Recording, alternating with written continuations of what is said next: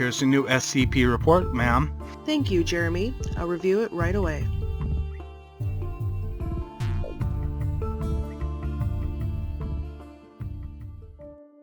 Welcome to SCP Reports. I'm SR Hellsing. Today's SCP is SCP-049, the Plague Doctor. This SCP was requested via my Facebook fan page. If you have an SCP you would like me to read and draw, please let me know in the comments or send me an email at officialscpreports@gmail.com. SCP-049 is humanoid in appearance, standing at 1.9 meters tall and weighing 95.3 kilograms. However, the Foundation is currently incapable of studying its face and body more fully, as it is covered in what appears to be the garb of the traditional Plague Doctor from 15th-16th century Europe.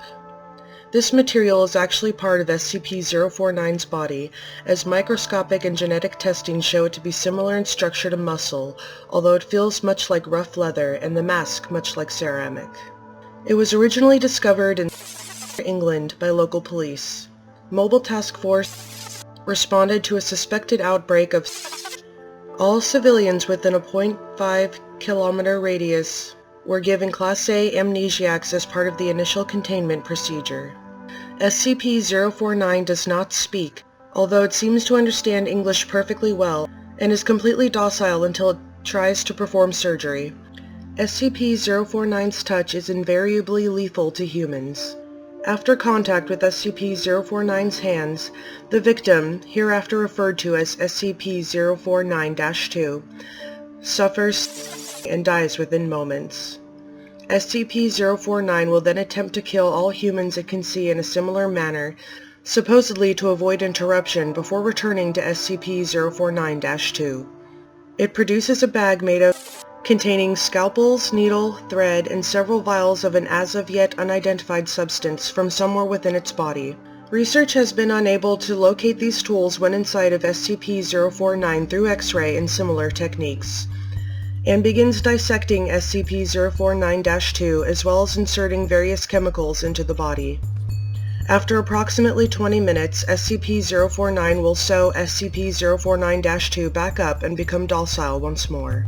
After a period of a few minutes, SCP-049-2 will resume vital signs and appears to reanimate. However, SCP-049-2 seems completely without higher brain functions, and will wander aimlessly until it encounters another living human.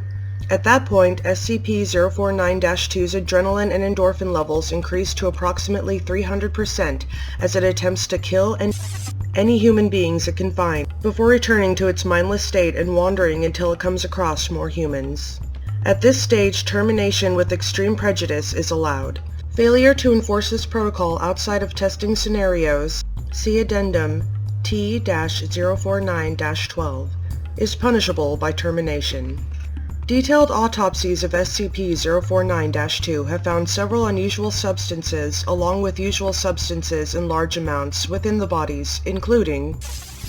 However, several have yet to be identified. Researchers with Level 3 or higher authorization refer to Addendum C-1. Addendum A-1. SCP-049 spoke for the first time today, 12/16/2000. Addressing Dr. A full account of the conversation is attached. Interviewed, SCP-049. Interviewer, Dr. Forward. SCP-049 randomly began speaking with no obvious provocation en route to a testing facility. Dr. was recording notes at the time on a handheld microphone. Irrelevant data has been omitted. SCP-049. What is this place? Doctor.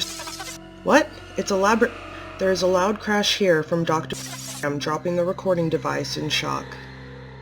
SCP-049. A laboratory? It is quite marvelous. I now find it no wonder I've seen so few victims of the disease in here. Doctor. Yeah, you see, I thought you were incapable of speech. I'm somewhat startled that you can. SCP-049. Oh my yes, good sir. I simply prefer not to. Most victims of the disease are quite melancholy and do not react well at all to conversation. I have seen you several times now and have not detected the disease in you, therefore I assume you're also a doctor? Doctor? Yes, actually, call me... But what disease are you talking about? SCP-049. Why, good doctor, the Great Pestilence! What else? Doctor? The Great Oh, the Plague! Should have seen that coming, but no one here is infected, I can assure you. SCP-049. Oh, good doctor, I can assure you. The pestilence is here, and I can sense it.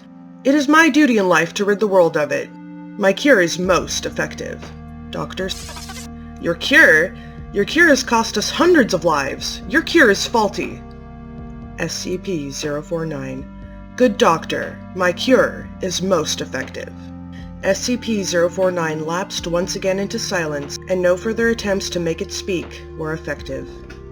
Closing statement.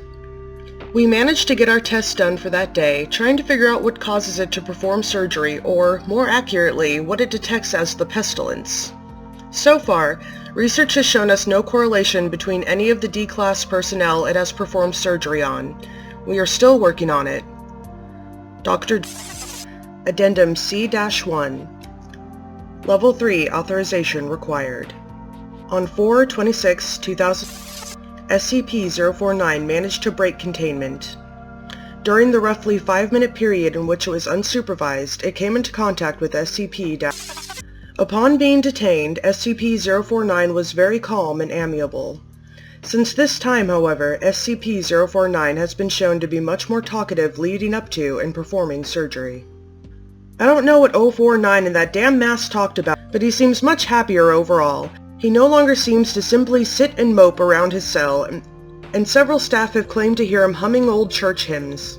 In addition, in the moments leading up to performing surgery, he has started talking, apparently trying to comfort the victim, claiming that he is the cure, among other things. The focus of our research has been shifted towards finding out what the hell he and Thing talked about during their little chat. Dr. Thank you for watching SCP Reports. If you enjoyed this video, please like, comment, subscribe, maybe request an SCP or creepypasta of your own, and I hope you'll watch my next video.